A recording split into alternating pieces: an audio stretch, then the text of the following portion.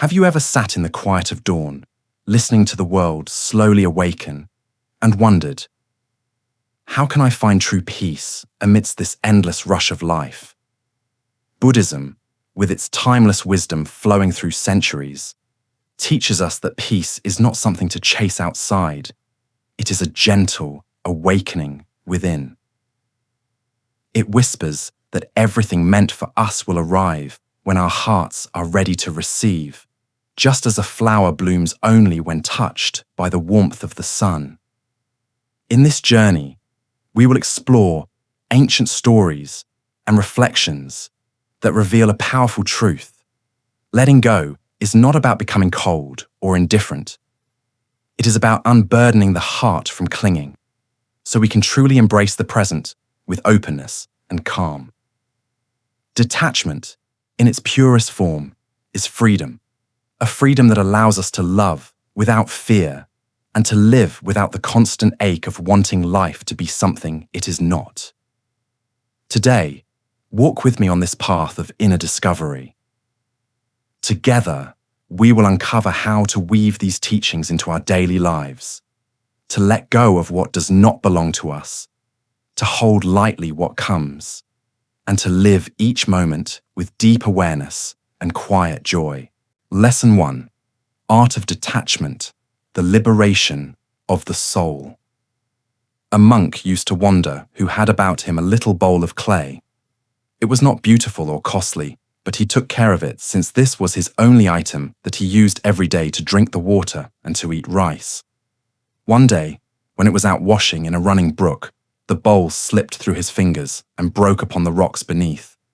A moment, he just stood there, watching the scraps go in the current.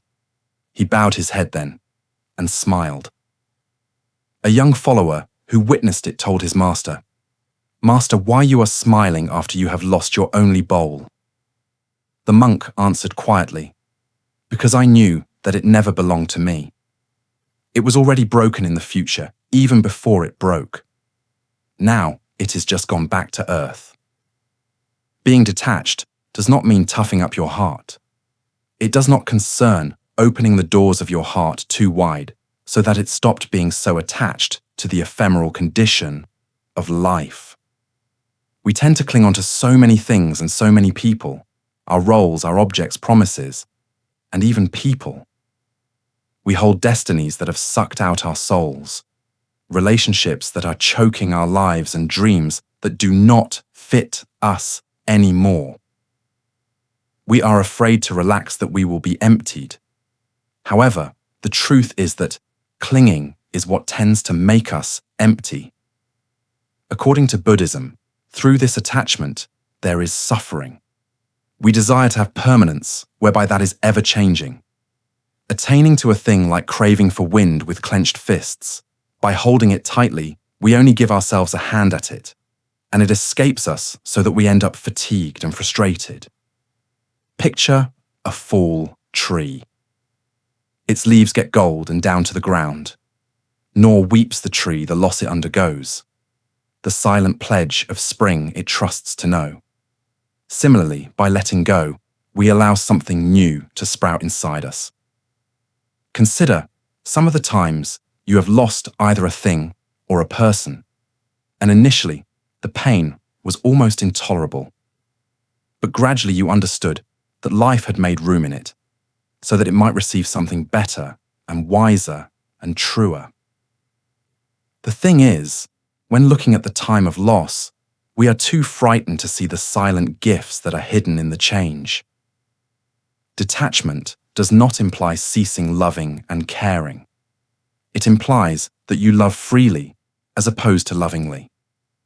This means that you have a deep sip of life that is given to you every day, but not to the extent that you hold it tight, so that when it spills, you also end up breaking your heart with it. The first key to the inner peace is this art of letting go. Only then, when we cease to fight against the transitory nature of life, shall we start getting that which comes to knock at our door. Our heart will be open and our soul will be free. Lesson 2: Radical acceptance embracing reality as it is. There was once a young seeker who spent years meditating in the forest, hoping to become enlightened. But each morning, as he opened his eyes, the same worries returned to his mind. One day, exhausted and angry, he sat before his teacher and said, "Master, no matter how hard I try, life refuses to bend to my will. My thoughts keep coming back. My pains keep returning. I feel defeated." The master simply looked at him with kind eyes and said, "When the river flows, do you try to push it backwards? You suffer because you fight against what is. Life is not here to please your mind. It is here to open your heart.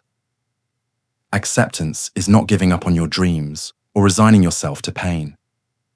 It is seeing life with clarity, beyond the haze of your expectations and fears. It is about walking through each moment with your eyes wide open, without coloring it with stories of how it should be. Why is acceptance so difficult? Because our mind clings to illusions. We believe that if we push harder, fight longer, everything will align with our plans. But life is like the ocean. No wave obeys your commands, yet each carries you somewhere meaningful if you allow it. Imagine standing before a great wave at sea. You could raise your fists and scream at its force, or you could dive beneath it, feeling its power pass overhead before rising calmly on the other side. The wave does not care for your resistance. In the same way, reality remains as it is, whether we accept it or not. But acceptance is not passive surrender. It is a warrior's strength in seeing things as they are, and then deciding wisely how to act. It is like a skilled gardener. She cannot command the rain to fall, nor force the sun to shine. But she tends to the soil, prunes what has died, and trusts that with care and patience, her garden will bloom in its own time. Consider the archer. He draws his bow with perfect focus, but the wind may change the arrow's path. He does not rage against the wind. Instead, he adjusts his stance, studies the breeze, and learns to shoot with its currents rather than against them. So too with life. Many forces lie beyond our control, but acceptance gives us the freedom to focus on what we can change: our intentions, our actions, our responses. Sometimes we fear that accepting reality means we are defeated, but in truth, acceptance gives us power. It releases us from fighting shadows, from exhausting ourselves against what cannot be undone. It opens space to ask a deeper question. What is this moment teaching me? Instead of, why is this happening to me? This simple shift transforms suffering into wisdom. Even the darkest nights hold stars, if only we stop resisting the darkness long enough to see them. And perhaps the hardest acceptance is of ourselves, our mistakes, our scars, our hidden fears. We punish ourselves thinking it will make us stronger. But transformation never comes from hate. It grows from understanding and gentle honesty. Like the monk who watched his bowl break and smiled, knowing it was never his to keep, we too find peace when we accept that everything comes and goes as it must. In this quiet surrender, trust is born. Trust that what is meant to stay will remain, and what must leave will do so in its own time. Only in that trust can we rest, finally, in the deep tranquility of the present moment. Lesson 3. Trusting fate, the wisdom of letting life unfold. And in an obscure mountain village, there dwelt an ancient monk of rock tsunami peace. One particular morning when he was sweeping the temple courtyard, he was overtaken by a person outside the village who came to him in great excitement. "Master, hast thou heard? Your one cow is gone lost into the forest. How bad is that? How will you drink milk or sell butter now?" The senior monk stood his broom against the wall, put his eyes shut, and said amiably, "Fortune or misfortune, only time will tell." A few days later, the cow brought back with her a great bull, said the villagers. "How marvellous, master! You have got 2 to till you land now." "How good luck or bad luck, what knows?" smiled the monk. Not many days later, in breaking a bull, the disciple of the monk fell to the earth and broke his leg. And once more, the people of the village shouted, "How unlucky! But no, now your pupil cannot be of help to you." The monk, however, retorted, "Fortune or misfortune? Only time would show." The weeks passed. A war exploded throughout the kingdom. Soldiers arrived in the village and took all young men to fight. Yet they did not want to take the disciple with his broken leg. The people of the village cried when their sons were going, but they all surrounded the old monk and said, "Oh, how blessed art thou, master! Thy pupil is spared." And the monk bowed his head, and with the eyes as calm as the silent dawn, he muttered, "Fortune or misfortune, time shall trow." The lesson here is that the construction of life is immeasurable and incomprehensible way above the narrow ring of judgment in our familiar scope. What seems a curse now might turn out as a concealed blessing to us tomorrow. Consider your personal experience. Maybe you lost your chances of pursuing a career you so much long to complete, and you came across a career eventually that was actually your calling. It may be that you had a relationship that did not work out, hence you had a broken heart. However, the end of that relationship created a gap in your heart that your purest self could flourish. Buddhism teachings remind us that nothing is ever removed from this world without reason. What is going away is what has come to a cycle. What comes has come to a place ready to take it in. However, to observe, we have to learn patience and loyalty, like the moon itself, which awaits every month to be full once again, without worries, without rush. The butterfly and the power. Another story is of a boy when he happened upon a butterfly trying to get out of its cocoon. A desire to relieve her companion of pain having impelled him to remove the covering of the cocoon, he lightly skinned off its layers. The butterfly was easy to re-emerge. Still, the wings were curled and weak. It did not go aloft. The butterfly's struggle against the cocoon, which the boy did not know, was what caused the fluid to fill in the wings, and the butterfly was enabled to open and lift it to the sky. And how frequently do we also grow weary at waiting in life? We attempt to open the doors that are not ours to enter into yet. There are questions we want to be answered even before they have ripened in us. However, wisdom takes time and growth is not timely. Having faith in life does not imply sitting on the couch doing nothing. It serves to address what is within your responsibility or ability, such as a farmer to the crops he cultivates, to water it, to pluck the weeds, but not to tug at the shoots so that they grow more quickly. He is aware that every seed moves in a perfect timing. Buddhism urges us to look at life as a bystander. Rather than being opposed or combative towards everything that happens, we are able to soften our hearts and ask, what does this teach us? The lesson may not be obvious now, though. As time goes by, its goal can always be realized. As we embrace the inconstancy of life, we breathe with lightness. Their grip of fear and anxiety are loosened. We start enjoying the present, that though what is to happen to us may come, we will surely get what we are destined to get, and what will not happen to us will simply fall away like the leaves of autumn. Lesson 4. Meditation, finding stillness amid life's storms. Along the winding paths of trust and acceptance, there lies a sacred practice that anchors us when life feels turbulent: meditation. In a small forest monastery, a young monk sat before his teacher, tears filling his eyes. "Master," he whispered, "my mind is like a restless ocean. I try to find peace, but the harder I try, the stronger the waves become. The master smiled gently and placed a bowl of water filled with soil before him. Stirring it with a stick, he said, "Look at this water. When it is agitated, can you see your reflection clearly?" "No, master," replied the monk. The teacher set the bowl down. "Now wait." Slowly, the soil sank to the bottom, leaving the water clear and still. The master spoke softly.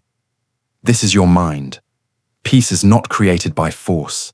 It appears naturally when you allow the storm to settle." Meditation in Buddhism is not about silencing the mind or escaping the world. It is about learning to sit with ourselves without judgment and observe each thought as it arises, like watching leaves float down a river, carried away by the current. In our modern lives, we are surrounded by endless noise, phone alerts, deadlines, social pressures, inner fears. Our minds are rarely at rest. Meditation is like stepping out of a crowded marketplace into a silent forest, where for the first time, you can hear the whispers of your soul. Beyond its spiritual roots, science confirms meditation's profound effects. It lowers stress, calms the heart, sharpens focus, nurtures emotional resilience, and strengthens the immune system. But its deepest gift is spiritual. It reminds us of impermanence. When we sit quietly and observe our breath, we see that everything arises and passes away. Thoughts come and go like drifting clouds. Emotions appear like morning mist and dissolve under the sun. Pain, worry, and sorrow are no different. Nothing remains forever. In this simple truth lies profound freedom. Many people say, "I can't meditate. My mind never stops thinking." But meditation is not about emptying the mind. It is about realizing you are the sky and your thoughts are only clouds drifting by. The sky remains vast and untouched, no matter how many clouds pass through it. Simple practice to begin. Breath meditation. Find a quiet space, close your eyes, and feel the coolness of each inhale and the warmth of each exhale. Do not try to control your breath. Simply observe it, like a silent guardian watching the tides. Gratitude. Meditation. Each morning or night, bring to mind 3 simple things you are grateful for. The taste of fresh water, a loved one's smile, the softness of your pillow. Gratitude realigns your heart from scarcity to abundance. Letting. Meditation. Visualize what burdens you as a stone held in your hand. With each exhale, imagine your fingers loosening, releasing it into a river that carries it far away. Feel your hand become light and free again. As you practice regularly, you will notice a gentle change within. Reactions soften. The chaos of life feels less overwhelming. Moments become richer and more alive.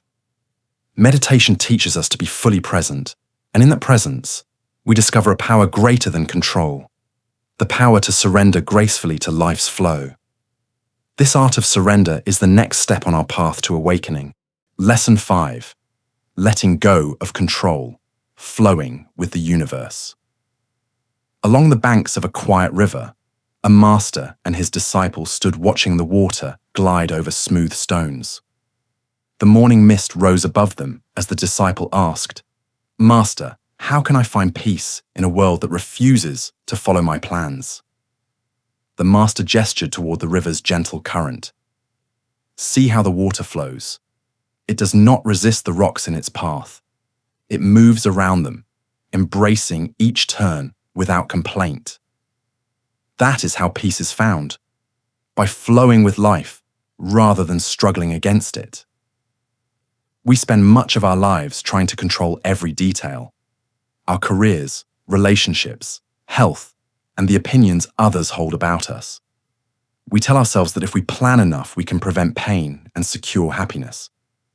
Yet life is like this river, ever-changing, moving with its own mysterious rhythm. The more we cling to what we cannot control, the more we suffer. Buddhism teaches that peace arrives not when everything is under our command, but when we release the illusion that it ever could be. Letting go doesn't mean giving up or becoming careless. It means recognizing that we can offer our best efforts, but the outcomes are never fully ours to dictate. We can love someone deeply, but we cannot make them stay. We can nourish our bodies with healthful food, yet illness may still visit unannounced. We can speak truthfully, but we cannot ensure we will be understood. The man on the cliff. There is a story of a man who slipped from a narrow mountain path and, in panic, grabbed onto the root of a tree jutting from the cliffside. Dangling there, exhausted and terrified, he cried out for help. Hours passed, his fingers aching with pain, until at last his strength gave way. He let go, bracing for death, only to find himself standing on solid ground a few feet below. How often do we live like this man, gripping tightly to things that exhaust us, believing that letting go means certain doom? We cling to jobs that drain our spirits, to relationships that suffocate us, to dreams that no longer fit the person we are becoming. We fear that if we release them, we will fall into emptiness. Yet it is often in letting go that we finally find the solid ground we were seeking all along. Cultivating the art of surrender. How do we learn to let go? First, by accepting that uncertainty is woven into life itself. There are no promises carved in stone. The real source of our fear is not uncertainty itself, but our resistance to it. We can choose instead to approach each day with curiosity rather than dread. Ask yourself, what hidden gift might life offer me today? Often, what we see as problems are doorways in disguise. Losing a job may open space for your true calling to emerge. A heartbreak may free your heart to receive a love that honors your soul's depth. Every ending carries within it the seed of a new beginning. Another way to practice letting go is to act without clinging to results. Paint because you love the colors, not because you need praise. Write because words free your spirit, not because you seek approval. Like children who play simply to feel the wind on their faces, we too can learn to live with pure presence. The role of meditation. Meditation is a powerful ally on this path. It teaches us to watch our fears rise and fall like waves on the ocean, without drowning in them. It shows us clearly what we can influence and what lies beyond our grasp. Letting go of control is not passive resignation. It is the quiet confidence that no matter what life brings, we have within us the resilience to meet it. It is trusting that the river of existence carries us not toward ruin, but toward growth. When we surrender our need to control, life becomes softer, lighter. Compassion blooms within us, not only for the world, but for ourselves. We begin to forgive our imperfections, to release the harsh judgments we place upon our hearts. Because in the end, letting go is not just about releasing the world outside. It is about releasing the prison of fear within us, so that we may finally flow freely with the gentle, ever-moving current of life. Lesson 6. Compassion, the gentle power that heals. One quiet morning, a weary traveler sat by the temple gates, tears falling onto the dusty ground. A monk walking by paused and asked softly, "Why do you weep, my friend?" "I am unworthy," the man cried. "I've hurt those I love with my anger. I cannot forgive myself. My mistakes weigh upon me like stones." The monk knelt beside him and said, "Tell me, if a bird punished itself for falling from the sky by breaking its own wings, how could it ever fly again? Guilt is the stone that sinks us into darkness. Compassion is the breeze that lifts us back into the light." Buddhism teaches that compassion is one of life's greatest forces, yet we often forget that its first expression must be towards ourselves. We speak kindly to friends, forgive their small mistakes, and comfort them in pain. But when it comes to ourselves, we become ruthless judges. We replay old failures in our minds, criticize every flaw, and whisper words to our hearts that we would never speak to another soul. Does this harshness help us grow? No. A tree does not flourish when its roots are cut. It flourishes when its roots are nourished with patience and sunlight. Practicing loving kindness. There is a Buddhist practice called metta bhavana, or loving kindness meditation. It begins by sending compassionate wishes to ourselves. May I be safe. May I be healthy. May I live with ease. At first, these words might feel empty or uncomfortable, especially if you carry old guilt or shame. But with time, they seep into the hidden wounds within, nurturing them back to wholeness. When we cultivate this inner compassion, we begin to extend it naturally to others. We realize that each person we meet is also fighting silent battles, also carrying unseen burdens. Compassion grows into a quiet understanding that no one is perfect, yet everyone is worthy of love. Letting go of resentment. The story is old. A man has a sack of rocks on his back. Every stone he picked up was a grudge he had against someone who had offended him. At each step, his knees failed under the weight, and he did not release his hold. One of the monks passing by asked, "Why take something that can cause pains only?" This man answered, saying that, "Were I to relinquish the hold that I have, they were not to know my wrath. But they do not know this load," said the monk. "People only do." Anger is like carrying a hot coal in your hand in a bid to toss it at someone, and you end up burning yourself. Bitterness adds that poison to the old wounds, preventing us to move forward with our hearts. Forgetting is not supposed to be letting go of what has happened and justifying the other person to commit an evil deed. It is letting go of shackles of resentment in order to make your life a lighter and easier journey. Cultivating compassion for those who hurt us. How can we show compassion to those who have hurt us? First, by understanding that people act from their own level of pain and awareness. Someone who harms others is often driven by their own suffering. This does not excuse their actions, but it frees us from personalizing their harm. Second, by allowing ourselves time to heal. Forgiveness does not happen overnight. It is a process of releasing again and again until the wound closes with wisdom rather than scar tissue.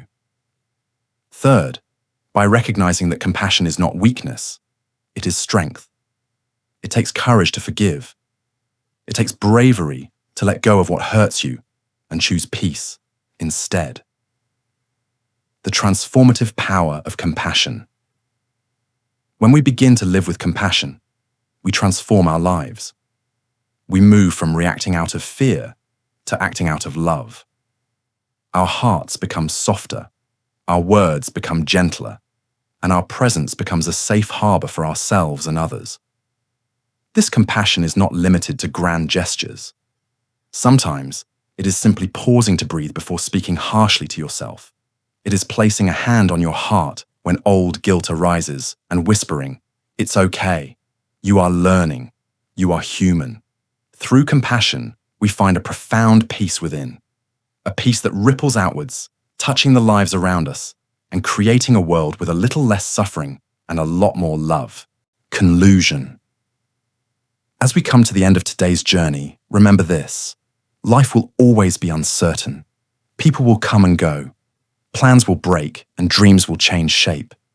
But within you is a silent place untouched by chaos, a place of deep peace, trust, and quiet strength. Each time you choose acceptance over resistance, compassion over judgment, and presence over anxiety, you return to your true home within. If today's teachings brought you clarity, imagine what a life rooted in these truths could become. So I invite you, reflect on which lesson touched your heart the most. Write it down and keep it close today as a reminder. And if you want to keep growing on this path of inner peace and wisdom, make sure to subscribe to our channel, because each week we bring you the timeless truths of Buddhist philosophy to guide your life with calm, courage, and compassion. And don't forget, a special bonus lesson awaits you in our next video to deepen this journey even further. Until then, may you flow with life like the gentle river, trust its wisdom, and walk each step with a peaceful heart.